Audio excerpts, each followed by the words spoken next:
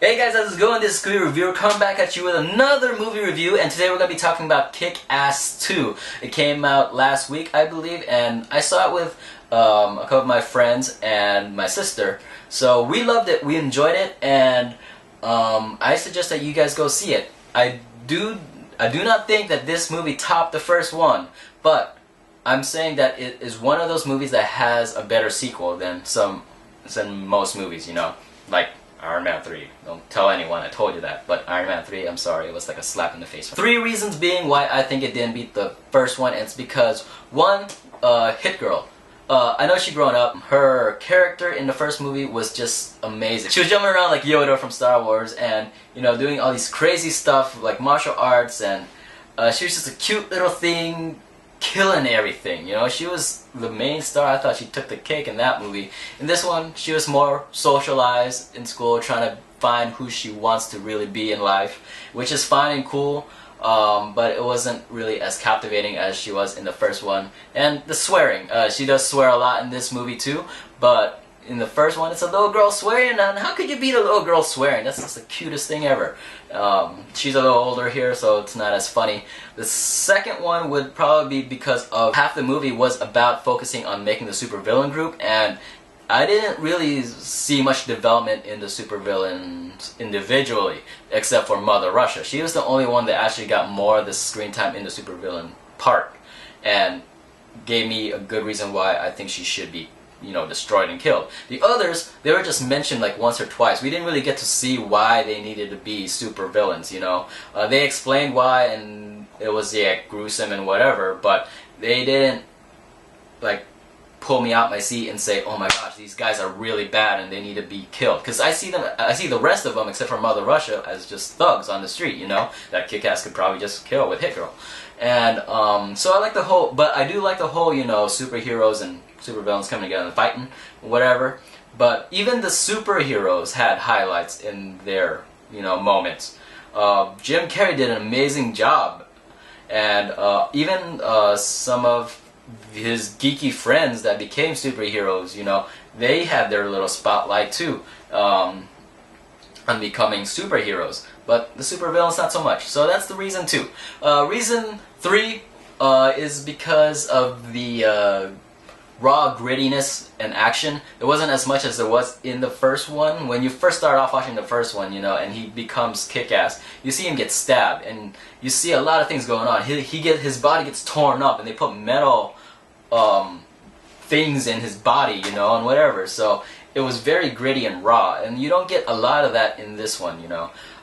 So you don't get too much of the gritty stuff. Hit Girl, you know, she grew up, and of course the supervillains. So those are my 3 reasons why I don't think it topped the first one, but it is still a good movie and you should see it. I rate this movie a 7 out of 10, just because of those 3 little reasons. And but that didn't stop me from having fun. It was a great movie, like I said, so you should go enjoy it. The second topic I want to talk about is Ben Affleck and how he's playing the new Batman in Superman, the Man of Steel 2, the sequel.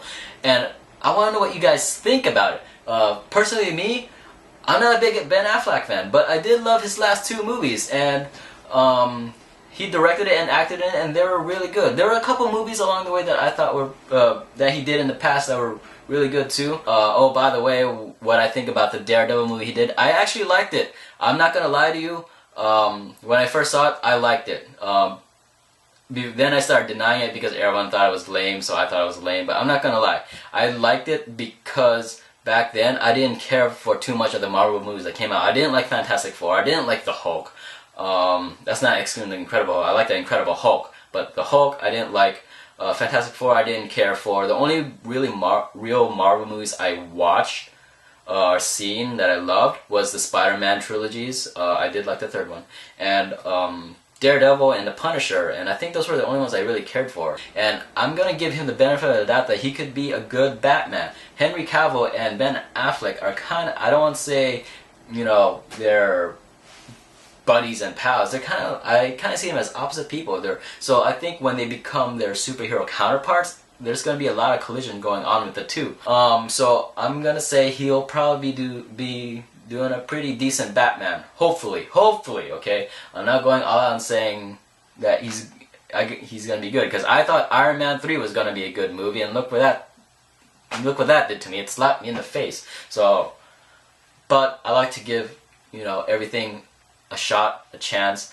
And also on Warner Brothers' behalf, on Batman's behalf, back in the late 1980s when they started making the Tim Burton Batman movies, Michael Keaton was Batman for the 2 movies, and then after that, when they had a new director step up to the plate, a new producer stepping up to the plate, they got Val Kilmer to do the new Batman movie. And it's still in that same generation when they made the Batman. So having Ben Affleck as the new Batman instead of Christian Bale, yeah, though it's a downer and it's not consistent, but neither was it back then, you know. So and it's not really all about who is Batman, but what Batman can bring to the plate, what the actor as Bruce Wayne and Batman could bring to the plate. You know, because Batman is a symbol, is an avatar, and they mentioned that in the Dark Knight trilogy. He also has that, you know, Bruce Wayne look.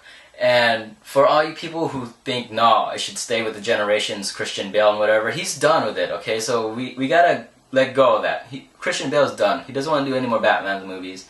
And I'm with him on that because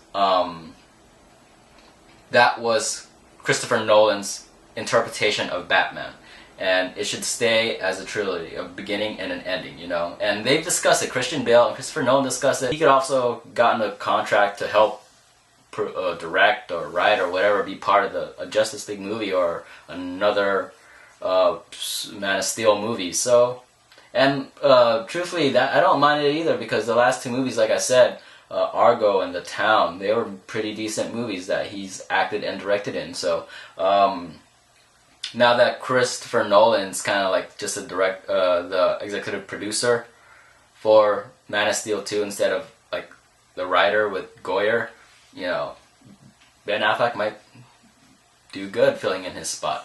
Christopher Nolan is one of my favorite writers and directors, so it's going to be hard to top him. Also, comment below on who you think that would play a better Batman than Ben Affleck, and why, if you decide that Ben Affleck isn't, you know, the right choice to become Bruce Wayne.